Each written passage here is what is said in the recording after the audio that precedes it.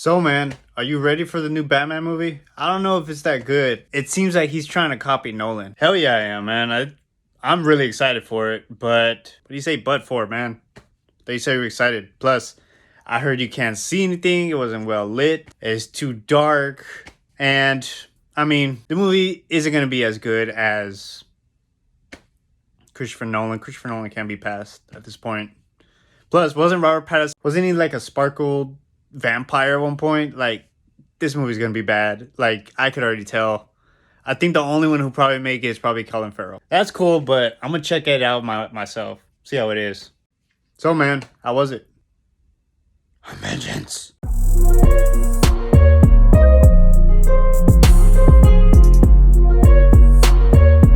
So, what up, y'all? Let's get into it. So, the Batman. If you thought Christopher Nolan's Batman was based in reality, this cements it even more.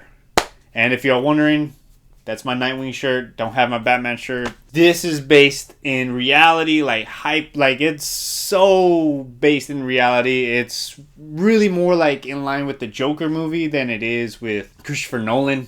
This is more the aspect that we never get in the Batman movies, in the live action movies, as Batman being a detective. He's still getting his feet wet. If you read The Long Halloween, like I have, this is one of my favorites. So this is a lot like Long Halloween. It's a slow burn. It's more of a detective story. And it's Batman at his like year 2, so he's still figuring out how to do it right. I'm going to go ahead and say Robert Pattinson nails it as Batman. Not as Bruce Wayne. Like, I feel like they could probably improve that in the next few movies, but as they can incorporate in the next few films, wherever they choose to go with in the next set of movies. I already knew Robert Pattinson was going to be a great actor in this film, and I knew he was going to do a good job. If y'all seen The Lighthouse, I have. I thought he was incredible in that. I'm pretty sure I haven't seen his other films other than The Twilights, but The Lighthouse, I was like, okay, he has the potential to show the madness that is Batman. Since it seems like they are truly going off of more into the comic book side of who Batman is. Him as Batman nails it so right. If you played the Arkham games, if you've watched any Batman stuff, and you know the way his demeanor, his cold demeanor is, he only speaks whenever it feels necessary to him. That is Batman here. And I hope that's not a spoiler for y'all, but I feel like they nailed Batman right on the dot with that. Though he does need to bulk up a little because he's looking a little... Yeah. So, Selena kind of almost stole the show, to be honest. She was very interesting and very beautiful, by the way. Zoe Kravitz. Anyways, before I get distracted again. Yeah, she was great in this film. She had a lot of depth. You can't really see why they're together in the beginning, why they end up together, but then once they get to know each other, and that's how their fondness for each other grows, because they see similarities inside of each other through their relationship that they have. Yes, their relationship is very keen to the story, which I do enjoy, and it really nails the Bat-Cat dynamic really well. They have some of the best scenes overall in the film too. And this is how you actually get to see the softer side of Batman as well. So it's a nice little dynamic that they added to this film franchise that I really like to explore early and later down the line. Colin Farrell nailed it, knocked it out of the park with his Penguin performance. I absolutely loved his performance as Penguin. I am so hyped for his show. I am definitely going to be watching that on a weekly basis, and I will do a review on it. Hopefully it comes out this year. Hopefully, we don't know yet. He honestly, he soaked up every scene he was in. He was probably the best part of every scene.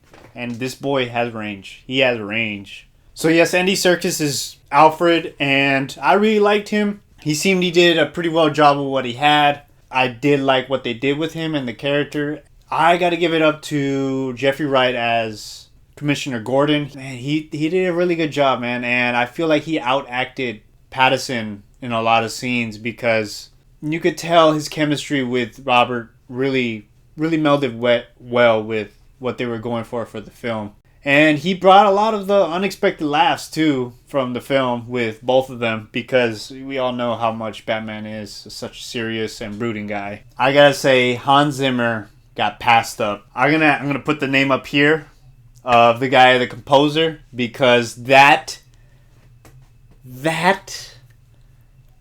every time Batman's on screen really, really got me emotional. Not emotional, but it really got me hyped up. It had me like, man, I probably my new favorite theme for Batman now. I'm sorry, Hans Zimmer, but I have a new toy. I have a new favorite now. So, and plus it kind of reminds me of Arkham games. This by far had my favorite Batmobile because I love muscle cars, but when that engine revved up, whole theater got shook, and that has to be easily one of the best car chases / Batmobile chases I have seen in any film. That probably beats the Dark Knight trilogy, and I know that's saying a lot, but the plot, okay, this is where I get a little, this not a perfect Batman film or a perfect film, I guess. It could have been cut down. It could have been done better with a rewrite here or there. Probably just to condense it into 2.5 hours because we didn't need an extra 30 minutes. Since I'm already on the negative side of the film, I will say the only bad thing is they're retreading already touched ground with being in a more real world aesthetic. We already had that in the Christopher Nolan films, which kind of limits us on what type of potential villains we will see. Speaking of Matt Reeves, he is the true star here today. With this film, the lighting was well done. The pace was well done. It's a slow burn, but it's not a bad burn. It keeps your attention. It doesn't let go. The whole Riddler scene, I can't give too much away with Riddler because Paul Dano, hats off to you, sir. Hats off. But yes, Matt Reeves, thank you for this film. This is Batman to the truest form that we ever will get. I gotta say, this is one of my favorite Batman films. Live action, because this might be one of my animated ones, because I do have a lot of love for those animated films. They seem to be better than some of the live action. Matt Reeves, the way he set up his shots, he holds the intensity, and he knows when to let it go. And since he is a writer, he knows how to do perspective, and that's what he's very good at. And he gives Batman's perspective and how he thinks. And you can really tell Matt Reeves really does care and has a lot of love for the character, the way he depicts him. And with him also writing it, you could tell that the trauma and how it affects the three main characters, Catwoman, Riddler, and Batman, and how it affects them into their adult lives. That's the most I'm going to say, because if not, I'll be getting into spoilers, and that will be for my spoiler video. Will be up after this. But I gotta say, this was more based in reality than the Christopher Nolan movies, which is a little weird saying that because I don't know how much more real it can get. But also, by doing so, they're limiting themselves to only doing realistic-based characters for the upcoming films. We will probably never see a full-on Bane with the Venom, or maybe a Court of the Owls where they have to bring the Talons back, reanimate old warriors from the 1800s, or Poison Ivy, or any other character. And we're going to have to be limited by reality-based villains. They could have made a more comic book accurate world, like the way they did with Arkham, which they do pull a lot from the Arkham games. This is the best looking Gotham as well. They took a lot of cues from the Arkham games, especially Arkham Knight. I gotta say, the only thing about this film, I feel like they could have condensed it into 2.5 hours. A couple rewrites might have done well, and I gotta say that's my biggest gripe. I don't love this movie. I really like it. I don't say I could love it yet, but I gotta say the Batman is dope. And if y'all are new to the channel, dope is like about 7 to 8. I don't like doing numbers. I'm unamused. But I will do a spoiler-filled review where I get to talk about stuff, everything else, because I'm not going to lie, this review is a little hard since I can't talk about certain things, so I have to delete them.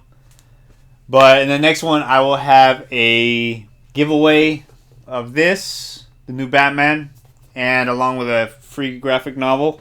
And I will be doing another review for the Scott Snyder Batman run. This is the run that got me into comic books, back into comic books. So I have a lot of love for this comic, a lot of nostalgia, and yeah, no, it's a big boy. It has Court of Owls, Death of the Family, and I will do a review on that one.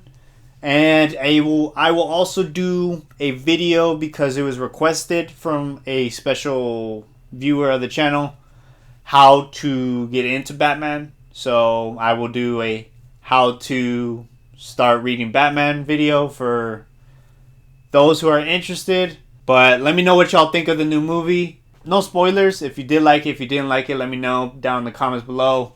And my spoiler review, it shall be up soon after this. So let me know, guys. Deuces, y'all. Take it easy out there. Gas is going up.